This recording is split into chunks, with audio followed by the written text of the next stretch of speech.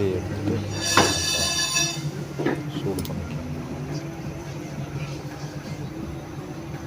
அதுக்கப்புறம் சுக்கு, பட்டை, ஏலக்காய், ஒரு 4-5 கிராம்பு எல்லாத்தையும் போட்டு அது அந்த நீர் போகிற அளவுக்கு கொஞ்சம் நல்லா சூடாக